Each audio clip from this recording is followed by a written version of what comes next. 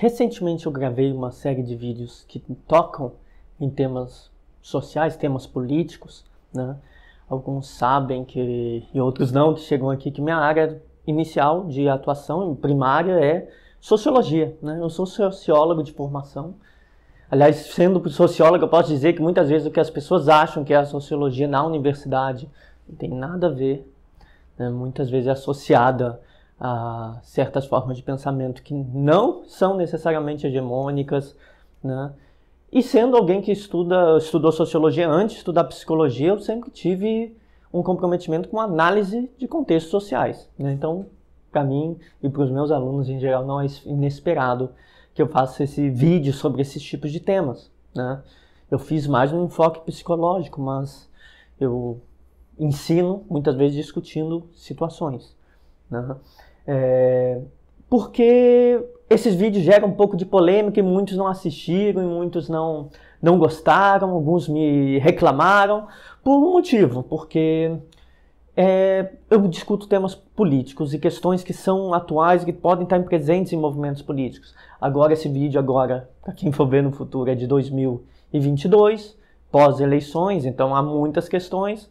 Quem vê no futuro, talvez as questões já sejam outras, né? Nada garante que seja uma tradição ou um movimento, ideologia de direita ou de esquerda que seja alvo de uma análise no futuro, né? Então eu faço esses vídeos muitas vezes pensando em jogar cartas para o futuro, né? Que as pessoas vão ver no futuro.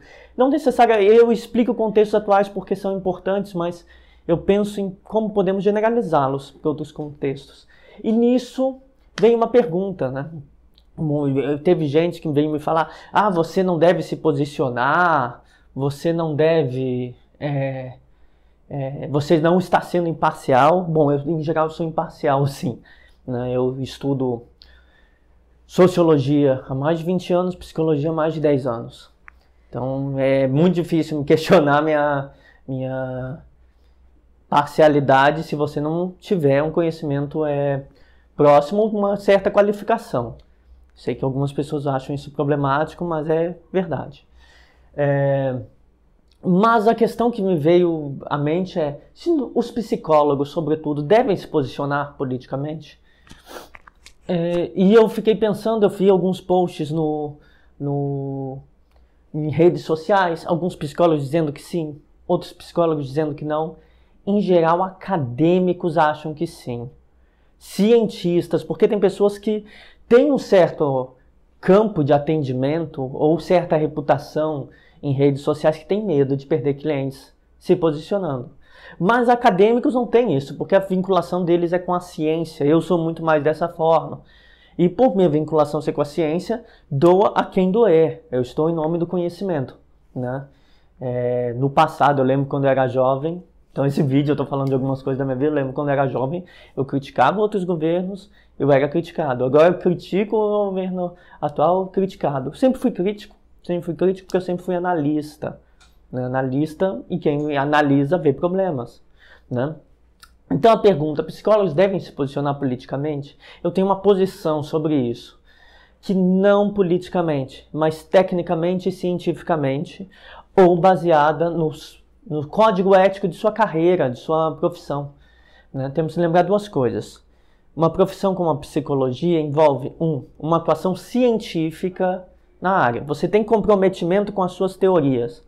Você não pode emitir algo se você não se baseia em alguma evidência científica, alguma teoria comprovada, né? Então, comprometimento científico. Mas existe o comprometimento ético.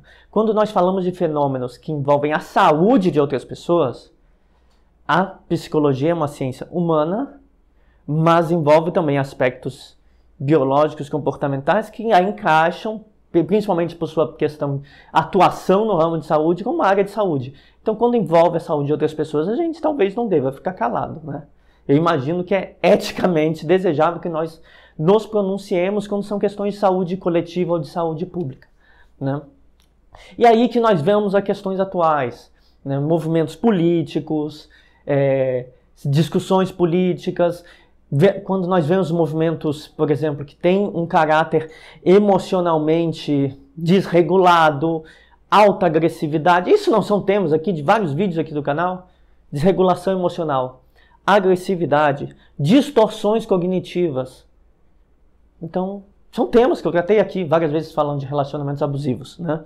Vou falar de distorções cognitivas, ou seja, percepções enviesadas, desregulação emocional.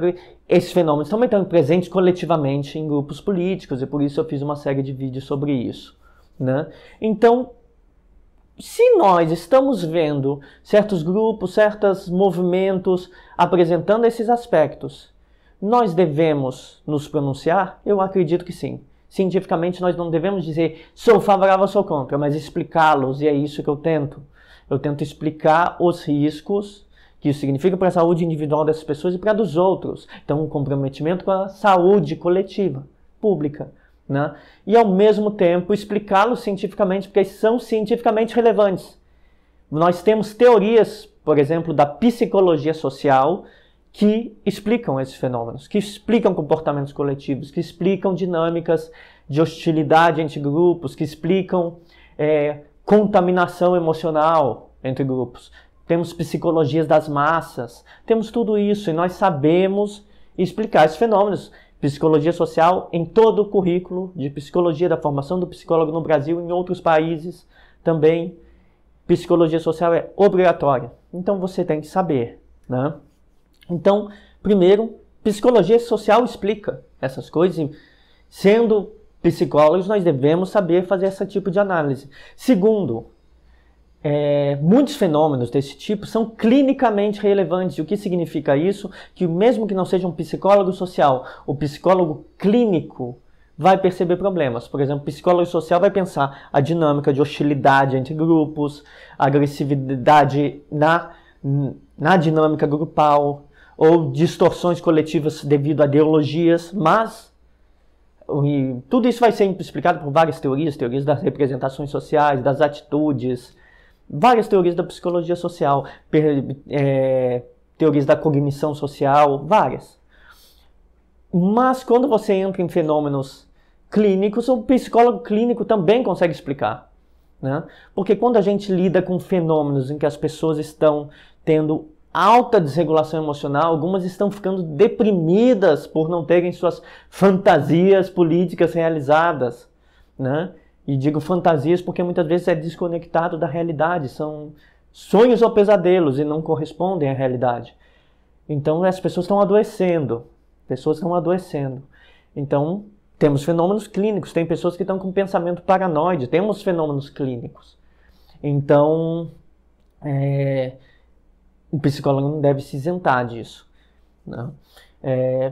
Exemplos que a gente tem: modelamento de crenças pela participação em grupo, pelas dinâmicas internas de grupo, por dinâmicas de reforço, punição interna de grupo. Pode ser explicado pela psicologia social, pela psicologia comportamental.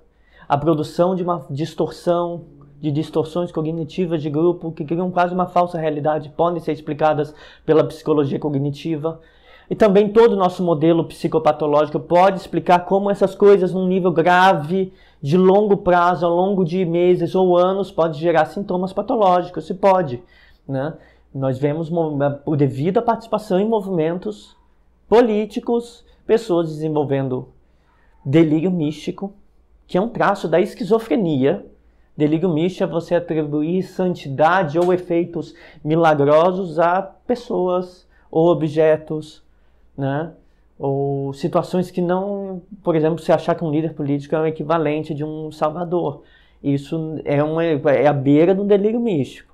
Ou você rezar em nome do nacional, tem uma beira ali do delírio místico. Então delírio místico é quando a religião sai do campo da religião e entra na sua vida. Você se vê como um salvador ou vê alguém assim. Eu sou um salvador, um profeta, ou alguém é. E eu começo a adorar essa pessoa, né? Mas a gente vê também fenômenos de conspiracionismo. Conspiracionismo é um caso típico de paranoia, né? Ponto. Se você acha que você sabe os segredos do mundo, que os especialistas não sabem, os acadêmicos não sabem, os cientistas não sabem, os políticos não sabem, ninguém sabe, você é um narcisista que acha que é megalomaníaco e acha que sabe mais que todo mundo, ou você é um paranoide que acha que todo mundo se uniu numa grande conspiração. Gente, todo grupo, vocês participam de vários grupos, não tem coesão interna. Você vai na igreja, tem pessoas que se dividem em grupinhos e não são amigos. Você vai no trabalho, as pessoas se dividem, porque de repente todos os políticos, empresários, acadêmicos, de todos eles se unem. Não se unem, os grupos são divididos, não tem base factual para você desenvolver, pensar que é uma grande conspiração global, né? A conspiração dos comunistas. Eu sou sociólogo, eu participei de reformas curriculares da minha área. Não tem marxismo. Tem. Tem porque é uma área obrigatória, você deve conhecer. Mas não tem uma conspiração de professores comunistas. Isso não existe. Eu trabalho com sociologia clássica, que é a área que estuda essas teorias mais antigas, e não existe da mesma forma que antes. E nem conspiração dos grandes ricos, nova ordem mundial. Mas a gente que está contaminado emocionalmente por esses pensamentos e está extremamente desregulado acreditando que tem. Isso é paranoia. Isso é delírio. Se você está aqui e acredita nisso, começa a se questionar. Né? Eu diria, busque uma ajuda profissional. Porque são fenômenos desconectados dos fatos. Tá? Então, sintomas patológicos. Qual é o limite? Então, eu estou dizendo, nós temos duas formas, duas questões que nos levam justificam um posicionamento político. A posição de cientista e analítico. Nós temos teorias, nós temos a possibilidade de fazer essa análise. Não devemos nos isentar se temos comprometimento com o conhecimento. E a segunda, a nossa posição como pessoas comprometidas com a saúde pública. O psicólogo tem que estar comprometido com a saúde das pessoas. Então, se você encontra um sintoma patológico, você não deve se abster dele. Qual é o limite? Eu acho que talvez tenha um limite de nós fazermos essas análises. Né? O limite talvez seja, eu não acho que algumas vezes é clinicamente útil, tá? Digamos, se você é um psicólogo e atende um paciente que acredita piamente numa conspiração global, ou que é de direita ou é de esquerda, e você diz eu sou o contrário, talvez seja inútil ou até nocivo. O melhor para um psicólogo na clínica talvez seja se ali manter um ponto da neutralidade. Por quê? Porque você vai criar uma hostilidade que talvez possa ser desnecessária. Com exceção de alguns casos. Que alguns casos de pessoas de extrema digamos assim, você no início do processo terapêutico, você não pode apresentar esse tipo de posicionamento porque não é importante, você tem que agir como um cientista e você tem que ouvir o outro, entender os motivos do outro. Mas uma vez que a análise dessa pessoa já esteja feita e você já tenha encontrado os padrões, talvez opor-se a ela seja um modo de ela repensar sua própria inflexibilidade. Se, por exemplo, essa pessoa ataca ou é agressiva com pessoas de posições políticas ou visões de mundo, né, diferentes, de religiões diferentes, talvez se você falar, eu não sou da sua religião, essa pessoa possa entrar assim, como assim? Mas isso desenvolver insight. Isso vai depender de caso para caso, mas em geral não é clinicamente útil, a não ser que seja útil num caso específico. Né? Mas existe, e justamente pode ser inútil nos casos que atrapalham o tratamento, mas pode ser útil caso o tratamento esteja avançado e você queira tentar desenvolver flexibilidade na pessoa. Digamos, desenvolver tolerância, desenvolver capacidade de lidar com divergências. Né? Mas existe uma outra coisa, uma outra questão. Isso eu estou falando na clínica. E publicamente, você é um psicólogo e você atende pessoas, você deve falar, e aí temos uma questão. Falar implica no risco que as pessoas podem não te procurar como psicólogo. Mas falar também é uma questão ética. Né? Você envolve questões de saúde coletiva na sua prática, você vai deixar de lado de comentar. Então você se preocupa em ganhar dinheiro com pacientes, mas não se preocupa se as pessoas se esses mesmos pacientes estão adoecidos ou de revelar isso às pessoas. Eu acho que assim é um caso árduo, é uma situação árdua, porque a gente também quer continuar trabalhando, mas eu acho que a minha posição é que em questões de saúde devemos sim nos posicionar, porque afetam a vida de muitas pessoas. Então eu vejo como um dever ético nessas duas áreas. O dever de um cientista que tem que se abster, até, às vezes até do que ele acredita. Por exemplo, você ser capaz, um bom cientista para mim, um bom analista, olha para a própria religião dele e é capaz de criticar. Olha para a própria posição política dele e é capaz de criticar. E olha para dos outros e é capaz de criticar também. Esse vê os problemas em vários campos. Vê os problemas em si próprio. Isso é um bom cientista, um bom analista, um bom psicólogo, ao meu ver, que lida mais com uma questão analítica. Mas em questão de saúde também. Nós temos que ser capazes de ter coragem para lidar com algo que é do nosso código ético. Nós, ao mesmo tempo que nós devemos ser isentos e imparciais analisando uma pessoa, a gente não deve ser isento e parcial se algo é risco para a vida ou para a saúde dessa pessoa. Não devemos. Nós temos um comprometimento com a saúde. Nós devemos ser isentos na análise e, ao mesmo tempo, comprometidos com a saúde. Essa é a posição, né? Não devemos deixar de nos abster ou fingir que nada aconteceu quando há consequências para a saúde dessa pessoa ou de outras, né? Por exemplo, em casos que o comportamento se torna violento, por exemplo. Então tem uma questão que às vezes me deixa preocupado, é que eu vejo muitos psicólogos que dizem que pregam o contrário, né? Eu vi que não querem se manifestar porque tem uma questão importante para eles, que é o dinheiro. Eu entendo que todo mundo tem que trabalhar, eu entendo que às vezes você tem medo de se posicionar, mas eu tenho uma outra questão, porque meu canal não cresce tanto porque eu não faço divulgação, porque não é essa a minha profissão, ser youtuber, né? Mas quem depende dessas redes sociais tem medo disso, porque é ali que tiram a fonte de renda, né?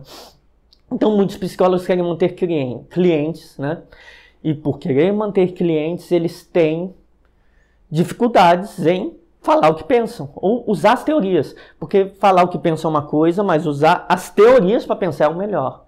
É o que é importante. É o que é importante para a prática psicológica. A pergunta que eu digo para você que vai escolher um psicólogo é: não é melhor achar alguém que faz uma análise, mesmo que aquela análise seja ruim para você, de acordo com as suas crenças, mas que usa da ciência e que é alguém que você pode confiar porque você sabe que ela está cientificamente fundamentado, ou alguém que só diz o que você quer ouvir, mas não está cientificamente fundamentado e só quer o seu dinheiro? Essa é a pergunta que eu faço para você que busca um psicólogo, para você que é psicólogo e está se instruindo com um terapeuta, que vende cursos, que oferece cursos online. Qual é a maior importância? Você ouvir o que você não quer, mas que está correto cientificamente, ou você ouvir o que você quer e é conveniente para você? Eu prefiro ficar do lado do conhecimento, né? Não do lado porque nós sabemos que instituições humanas são falhas, humanos são falhos. E mesmo as coisas que você acredita podem ter pessoas que subvertem as coisas que você acredita. Você pode ser de esquerda progressista ou pode ser de direita conservador. E vão haver pessoas que vão ter boas intenções ali e vão haver pessoas que vão ter más intenções nesse mesmo grupo. E isso faz parte, não é porque faz parte do grupo. Quem participa de religiões sabe disso, que tem pessoas que estão ali e são más, que usam os outros, usam a religião para enganar. Então, toda religião tem isso. Eu fui católico de formação na infância, família católica, deixei a igreja em vários momentos da vida devido a isso, né? Algumas pessoas me relatam aqui que deixaram suas religiões devido a isso, porque as coisas não são tão simples assim, elas são confusas. E é difícil você entender que alguém que acredita nas mesmas coisas de você pode estar acreditando e fazendo coisas ruins.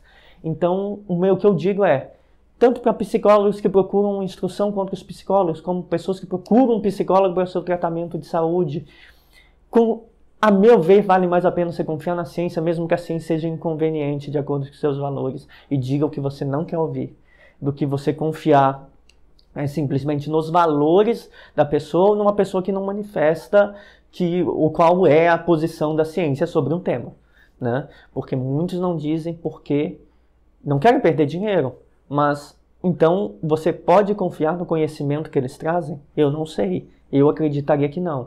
Tá, que eu estou numa posição privilegiada, porque eu não dependo de atuar como psicólogo, eu não atuo como psicólogo, eu atuo como um professor, analista. E muito mais do que isso, eu atuo como um teórico, eu trabalho com teorias, né? Então, para mim, eu estou relativamente, não dependo disso, né? Mas a pergunta que eu faço é, o dinheiro compra sua alma? O dinheiro compra seus valores, compra quem você é? A meu ver, não. Mas o conhecimento, você pode ter uma garantia no conhecimento, mas não de que aquela pessoa que concorda com o que você acredita na vida dela, íntima, pessoal, ela é uma boa pessoa. Isso você não pode ter certeza, né? Eu prefiro acreditar mais nos conhecimentos das nossas áreas. Então esse vídeo eu fiz de certa forma para explicar por que eu fiz certos vídeos, explicar por uma posição que eu acho que para mim é fundamental, de que é comprometimento com o conhecimento, porque alguns vieram aqui e disseram, você é enviesado. Eu tenho minhas posições a respeito de tudo. Mas eu revejo essas posições também. Eu mudei muito ao longo da vida as coisas que eu acredito. Eu revejo muito essas posições também.